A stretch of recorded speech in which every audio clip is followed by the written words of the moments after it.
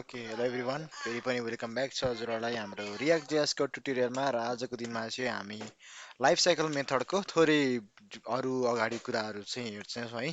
So last time चाहिँ हामीले हिजोको दिनमा चाहिँ कन्स्ट्रक्टरमा चाहिँ लाइफ साइकलको मेथडहरू चाहिँ हेरेको थियौँ र आज चाहिँ हामी रेन्डरको चाहिँ लाइफ साइकल मेथडको बारेमा हेर्छौँ र म मेरो रियाक्टको फोल्डरलाई खोल्नेछु। Okay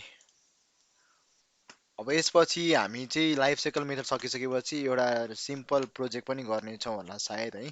so let me know in the comment section. So हामी थोरोली सबै कन्टेक्ट सबै कुराहरूमा चाहिँ जान्छौँ अथवा हामी डाइरेक्ट प्रोजेक्ट बेसिसमा चाहिँ सिक्छौँ है त। यो कुरा चाहिँ एकचोटि हजुरहरूले भनिदिँदा हुन्छ है त, हामीले कसरी चाहिँ सिक्दा हुन्छ है। सो आज हामी चाहिँ life cycle method in render method है, यो कुरालाई चाहिँ हामी आज हेर्दैछौँ है त। सो लाइफ साइकल मेथड भनेको त हजुरहरूले थाहा नै भइसक्यो होइन। अब यसमा चाहिँ मैले कतिवटा फेज हुन्छ के मेथड हुन्छ भने चाहिएको छु। सो हिजोको दिनमा चाहिँ हामीले constructor life cycle method in class component यो हेरेको थियौँ है।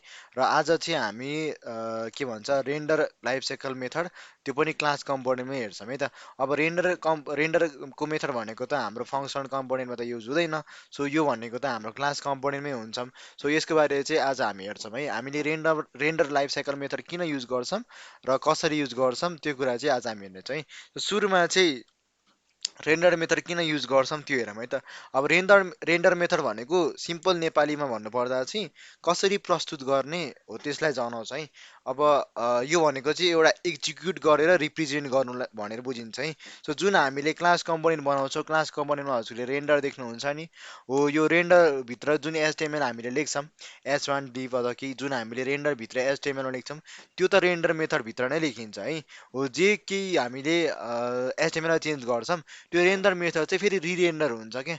हो यसले नै हामीले रेन्डर मेथडको लाइफ साइकल भनेर बुझ्न सकिन्छ सिम्पल टर्ममा है। रेन्डर मेथड चाहिँ कहिले कहिले कल हुन्छ त, फर्स्ट कल भनेको चाहिँ हजुरको जब कम्पोनेन्ट रेडी हुन्छ तब तब हजुरको रेन्डर मेथड कल हुन्छ। सेकेन्ड भनेको हजुरले जब स्टेट र प्रप्समा केही अपडेट गर्नुहुन्छ त्यति बेला कल हुन्छ है। सो आज हामी चाहिँ तिनवटै कुरालाई चाहिँ हेर्छौँ, कसरी स्टेट प्रप्सहरू अपडेट गर्दाखेरि रेन्डर मेथड कल हुन्छ, कसरी by default render method call हुन्छ। यसको लागि चाहिँ म अब एप डट जेएसको म डिफल्ट पार्टमा जान्छु। सो क्लास एप भन्ने केही पनि यस्तो चाहिँ हुँदैन है। सो एप डट जेएसको चाहिँ डिफल्टमा चाहिँ कस्तो हुन्छ लेट्स सी है त। हामी चाहिँ W3 स्कुलको उसलाई पनि हेर्छौँ। So render method in react है त, render method life cycle.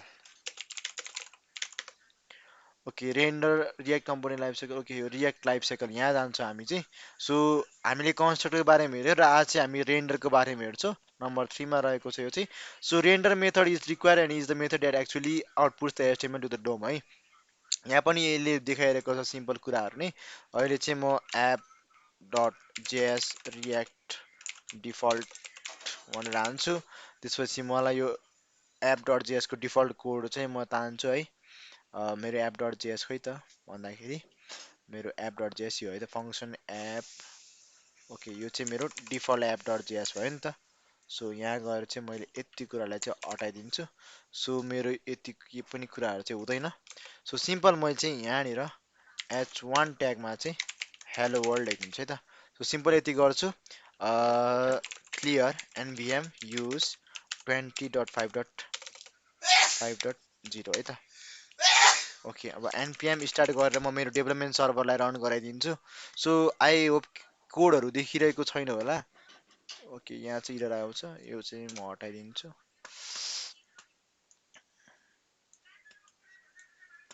Okay अब यहाँनिर चाहिँ मेरो हेलो वर्ल्ड चाहिँ प्रिन्ट भइसकेको छ जुन मैले एप डट जेएसमा लेखेको थिएँ है त। ओके हल्का म यो मेरो आइडीलाई पनि जुम गर्छु किनभने देखिरहेको हुँदैन नि त, अनि धेरै नै जुम भएछ है। ओके यति गर्दाखेरि ठिक होला है त।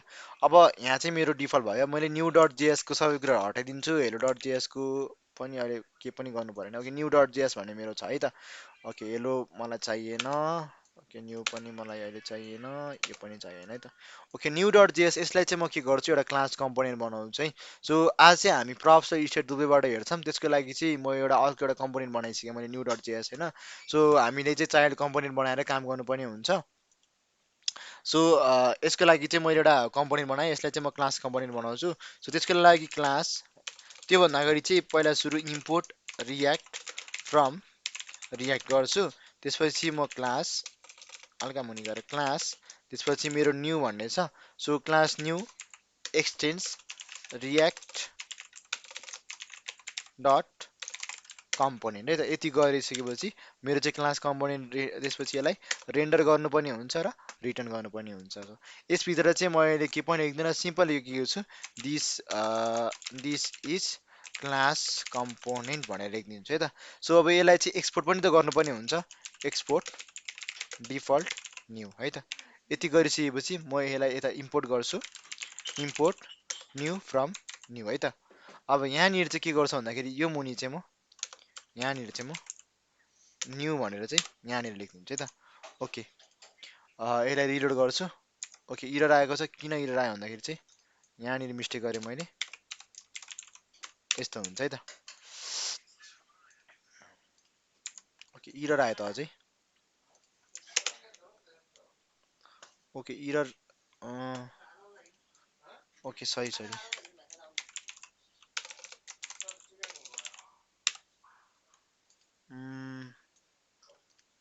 यसलाई हटाइदिउँ न ओके JSX फ्रेगमेन्ट युज गरे नि हुन्थ्यो तर मैले सिम्पली यो गरेँ okay this is class component भनेर यहाँ आइरहेको छ सो एकचोटि म यसलाई चाहिँ H1 ट्यागमा हाल्छु सो अहिले चाहिँ यो यसलाई चाहिँ मैले के गर्छु H1 दिस इज क्लास भनेर हानिदिन्छु है त ओके दिस इज क्लास भनेर चाहिँ आइसकेको छ है अब के गर्छु भन्दाखेरि एकचोटि चाहिँ म यो रिटर्नभित्र होइन यो रिटर्नभित्र यसको रिटर्नभित्र म कन्सोल डट लग हानेर देखाउँछु है हजुरहरूलाई console dot log this is render method है त यति कुरा लेख्छु सो एकचोटि हामी चाहिँ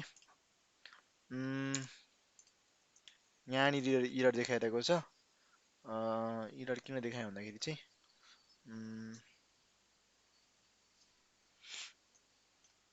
यसमा हामी JSX फ्रेगमेन्ट युज गरौँ न त्यसले त्यही मागिरहेको होला सायद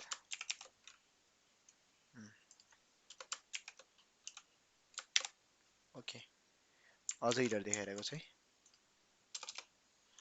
ओके इरर नदेखाउनु पर्ने अहिले 2 इरर चाहिँ त्यही त JSX एलिमेन्ट्स ऱ्याप इन्क्लुजिङ त्यही त यसले JSX फ्रेगमेन्ट खोजिरहेको कि यसलाई चाहिँ मैले कन्ट्रोल एक्स हान्छु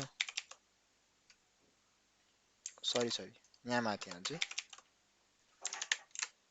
ओके अब यहाँभित्र म यसलाई पेस्ट हान्छु अनि त्यसपछि यसलाई पनि म चाहिँ अहिले कन्ट्रोल एक्स हालेर यहाँ माथि छु control shift I okay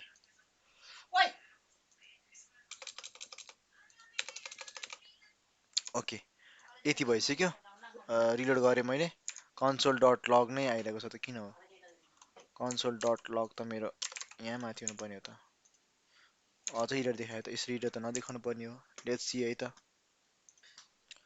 okay यो कन्सोल डट लगलाई चाहिँ मैले खासमा यहाँ लेख्नु पर्ने हो म अघिदेखि साइको भएर के गरिरहेको थिएँ ठिक छ केही छैन हामी कन्सोल गएर यसलाई क्लियर गर्छौँ रिलोड गर्छ है ओके यहाँ हेर्न सक्नुहुन्छ हजुरले दिस इज रेन्डर मेथड भनेर एकचोटि आइसकेको छ यो भनेको चाहिँ मैले एपलाई रिलिज लन्च गर्ने बित्तिकै यो चाहिँ हाम्रो रेन्डर भएर चाहिँ यहाँनिर देखिन्छ है यो भनेको चाहिँ हाम्रो कम्पोनेन्ट रेडी हुनसाथ एकचोटि चाहिँ के भयो हाम्रो रेन्डर मेथड चाहिँ कल भइरहेको छ है त अब हामी चाहिँ के गर्छौँ प्रप्सलाई पास गरेर पनि हेर्छौँ है त प्रप्सलाई पास गर्नको लागि हामी सिम्पल एप डट जेएसमा जान्छौँ अनि यहाँ चाहिँ के गर्छु भन्दाखेरि म रियाक्टलाई चाहिँ इम्पोर्ट गर्छु है इम्पोर्ट रियाक्ट फ्रम रियाक्ट है त मैले रियाक्टबाट रियाक्टलाई इम्पोर्ट गरेँ है अब यसको लागि मैले यहाँनिर के गर्छु कन्स्ट नेम हजुरले लेट लिँदा पनि हुन्छ अहिले मैले चाहिँ कन्स्ट लिएको छु सो सेट नेम गरेर मैले यहाँनिर लिन्छु so equals to React dot use state हुन्छ मेरो use state so by default value चाहिँ म के पठाउँछु भन्दाखेरि बाई डिफल्ट भ्यालु चाहिँ मैले मेरै नाम पठाइदिन्छु सो अब चाहिँ के गर्छु भन्दाखेरि यहाँनिर चाहिँ मेरो न्यू भनेर त मैले यहाँनिर लेखाइरहेको छु सो यहाँ चाहिँ म के गर्छु भन्दाखेरि नेम इक्वल्स टु है यहाँनिर चाहिँ म नेममा चाहिँ म के गर्छु भन्दाखेरि सिम्पल म माथिको नेम नै पास गरिदिन्छु है त ओके यति गरेपछि मेरो माथिबाट लिएको भ्यालु चाहिँ बाई डिफल्ट चाहिँ यहाँनिर तल आइरहेको छ है अब एउटा बटन पनि लिन्छु है त म के गर्छु भन्दाखेरि यो मुनि चाहिँ एउटा बटन पनि बनाउँछु म है त ओके बटन पनि बनाउँछु अपडेट भनेर एउटा कि बटन बनाउँछु अनि यहाँनिर चाहिँ म के गर्छु भन्दाखेरि यसलाई चाहिँ म जेएसएस फ्रेगमेन्टले ऱ्याप गर्छु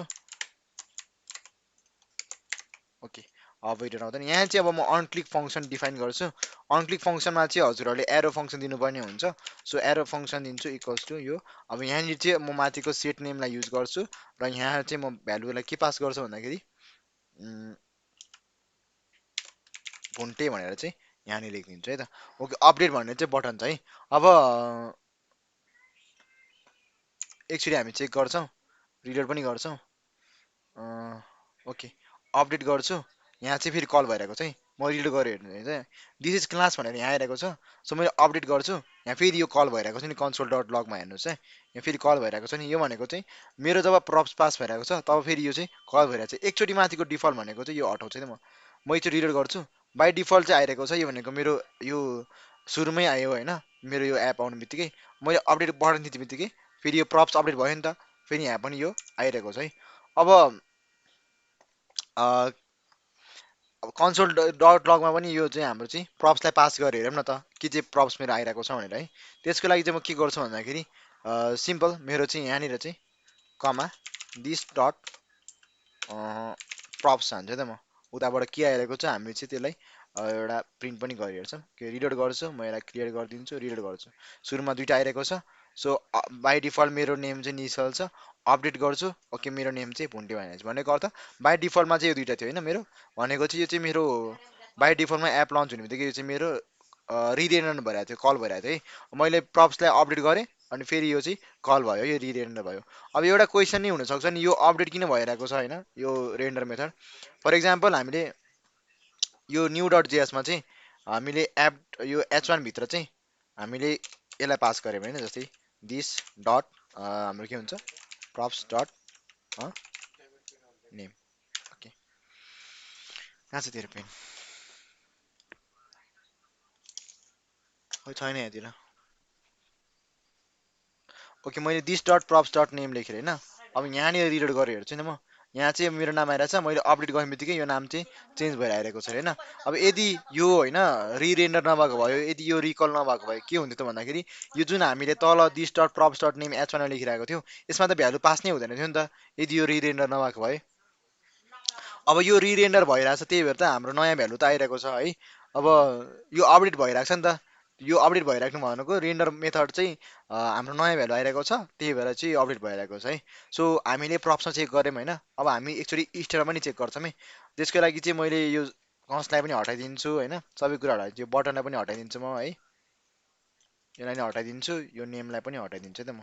ठिक छ, अब यहाँभरिको मेरो यो दिस डट प्रप्सलाई यसलाई पनि हटाइदिन्छु है, त्यसपछि यो दिस डट प्रप्स यसलाई पनि हटाइदिन्छु त म। अब हामी स्टेटमा चेक गर्दैछौँ है, के लेखौँ अहिले नै होइन। ठिक छ है, अब त्यसको लागि चाहिँ स्टेटको लागि चाहिँ मैले अब कन्स्ट्रक्टर युज गर्नु पर्ला है। So simple okay sorry constructor होइन, कन्स्ट्रक्टर होइन, मैले के इम्पोर्ट गर्न बिर्सेँ क्या हो है।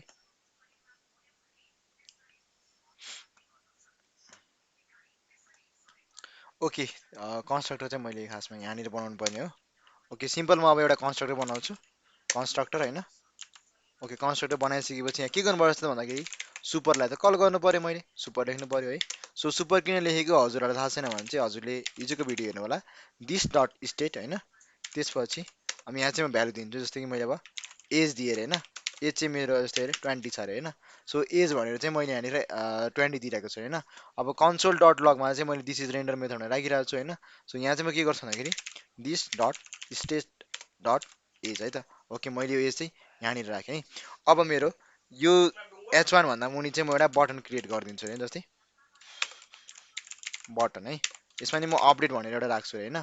अब यो बटनलाई पनि मैले अब अनक्लिक फङ्सन चाहिँ दिनु पऱ्यो, अन क्लिक यसलाई पनि मैले एरो फङ्सन दिनुपर्ने हुन्छ इक्वल्स टु।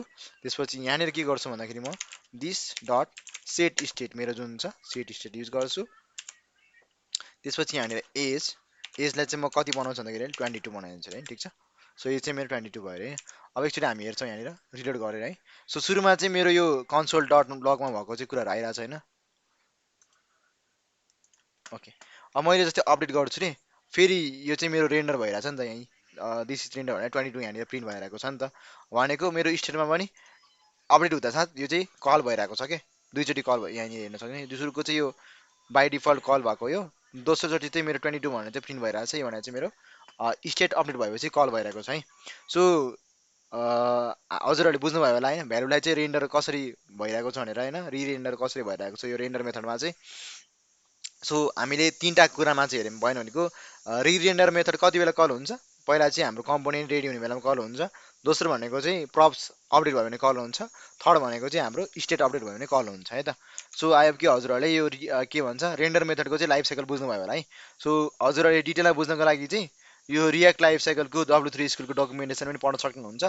सो यहाँ चाहिँ हजुरहरूलाई रेन्डर मेथडको चाहिँ लाइफ साइकलको बारेमा यहाँनिर चाहिँ देखाएको छ है। सो यहाँबाट नै हजुरहरूले भन्न सक्नुहुन्छ सेम मैले जे भनेको त्यही कुरा चाहिँ यहाँनिर देखाएको छ है त। सो आई होप कि हजुरहरूले बुझ्नुभयो होला। So let me know in the comment section कि हामी कोर्समा कस्तो गइरहेको छौँ, के कन्फ्युजन छ भने सोध्न सक्नुहुन्छ है त। सो अहिलेको लागि चाहिँ यति नै, आई होप हजुरहरूले बुझ्नुभयो होला। Thank you for watching, keep supporting है त।